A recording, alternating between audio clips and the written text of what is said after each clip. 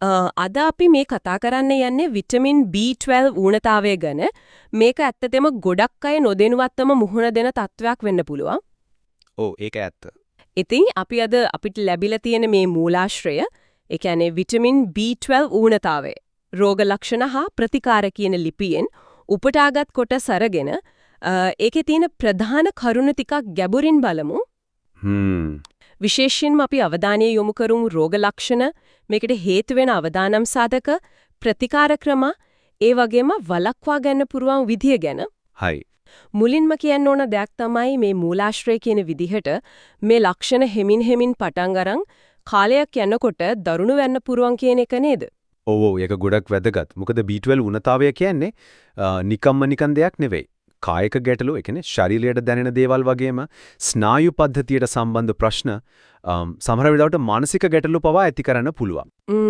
රක්තහීනතාවය, ඒ කියන්නේ ලේ අඩුකම, ඒ වගේම විශේෂයෙන්ම ස්නායු පද්ධතියට හානි වීම වගේ දේවල් තමයි මේකේ භයානකම ප්‍රතිඵල වෙන්න පුළුවන්.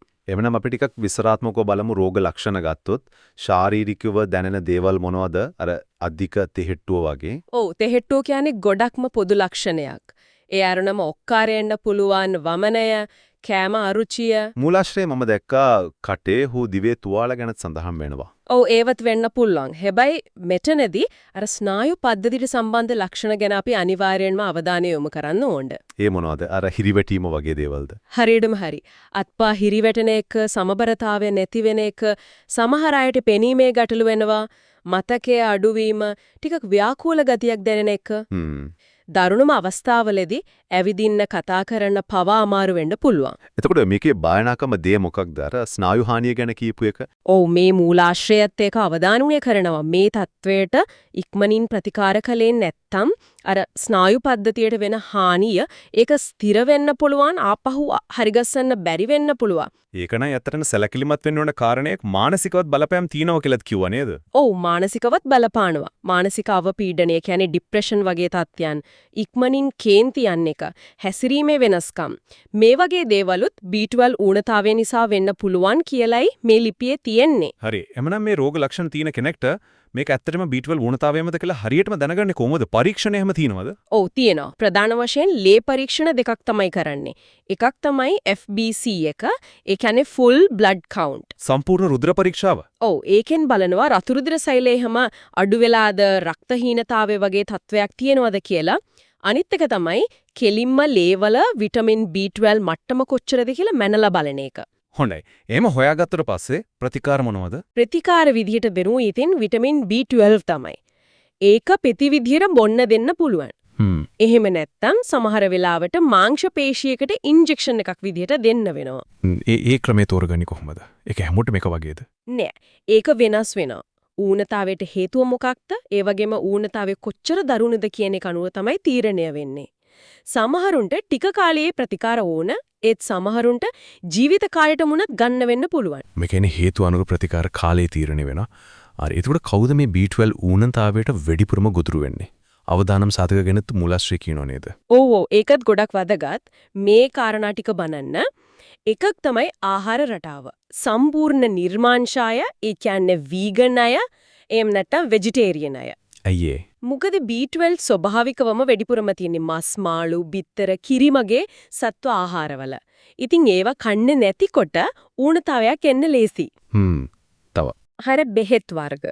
දැන් දියවැඩියාවට ගොඩක් අය බොනවනි මෙට්ෆෝමින් කියලා බෙහෙතක්. ඔව් බහුලව පාවිච්චි කරනවා. අනේ ඒකෙන් B12 අවශෝෂණය අඩු වෙන්න පුළුවන්. ඒ වගේම ગેස්ට්‍රයිටිස් වලට ගලන දෙයට දෙන ඔමෙප්‍රොසෝල් වගේ PPIs කියන බෙහෙත් වර්ග. ආමාශය අම්ලය අඩු කරන ඒවා. ඔව්. ඒ වයින්ොත් B12 අවශෝෂණයට බාධා වෙන්න පුළුවන් කියලා තමයි කියන්නේ. උපත් පාලන පෙති තියම් බලපෑමක් කරන්න පුළුවන්ලු. ඒක නම් ගොඩක් දෙනෙක් දැනුවත් නැති දෙයක් වෙන්න ඇති. වෙන්න පුළුවන්.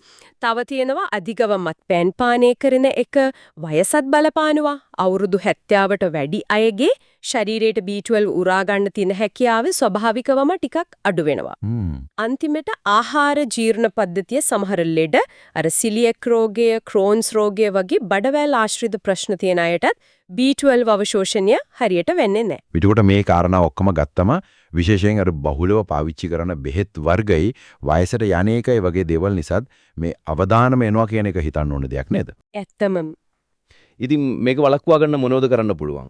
ප්‍රධාන වශයෙන්ම ආහාර ගැන සැලකිලිමත් වෙන එකද? හරියටම හරි මූලිකම දේ තමයි B12 තියෙන ආහාර රතු මස්, මාළු, කුකුළු මස්, බිත්තර, කිරි ආහාර තමන්ගේ කෑම වේලට එකතු කරගන්න එක. නිර්මාංශයට මොකද කරන්න පුළුවන්? එයාලට පුළුවන් B12 වලින් සවිමත් කරපු ආහාර, ඒ කියන්නේ fortified foods හොයාගන්න. නැත්නම් ඉතින් අතිරේකයක්, ඒ කියන්නේ සප්ලිමන්ට් එකක් ගන්න වෙනවා. හැබැයි සප්ලිමන්ට් එකක් ගන්න කලින් අනිවාර්යෙන්ම වෛද්‍ය උපදෙස් ගන්න ඕනේ. Tamante ඒක අවශ්‍යද, කොච්චර ප්‍රමාණයක්ද ඕනේ කියන එක දැනගෙන ගන්න එක තමයි හොඳම දේ. එහෙමනම් අද අපි මේ කරපු විමසුමෙන් විටමින් B12 ඌනතාවය ගැන ගොඩක් වැදගත් කරුණු සාකච්ඡා කළා.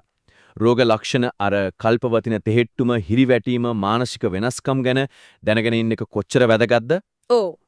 ඒ වගේම අවදානම් සාධක, ආහාර රටාව, වයස, සමහර බෙහෙත් වර්ග හඳුනා ගන්න එක, නිවැරදි පරීක්ෂණ සහ ප්‍රතිකාර ගැන අවබෝධයක් තියාගන්න එක මේ ඔක්කොම ගොඩක් වැදගත්. ඔව්, අවසාන වශයෙන් මට මෙහෙම දෙයක් හිතෙනවා. අපි දැක්කනේ දියවැඩියාවට, ગેස්ට්‍රයිටිස් වලට දෙන බෙහෙත් වගේ කොච්චර බහුලව පාවිච්චි කරන ඖෂධද? ඒ වගේම වයසට යන එකත් මේ B12 අවශෝෂණයට බලපානවද කියලා. එහෙම බලනකොට විශේෂයෙන්ම අර අවදානම කාණ්ඩවල ඉන්න අය අතර මේ ඌනතාවය නිසා අර ආපහු හැරවන්න බැරි ස්නායු හානි වගේ දරුණු තත්ත්ව ඇති වෙන්න කලින් මේක කල්තියාම අඳුරගන්න පුරුවන් විදියට අපේ සාමාන්‍ය සෞඛ්‍ය පරීක්ෂණ ක්‍රම වේද තව ටිකක් පුළුල් කරන්න ඕන නේද කියන එක ගැන හිතන්න වටිනවා. ඇත්තට මේක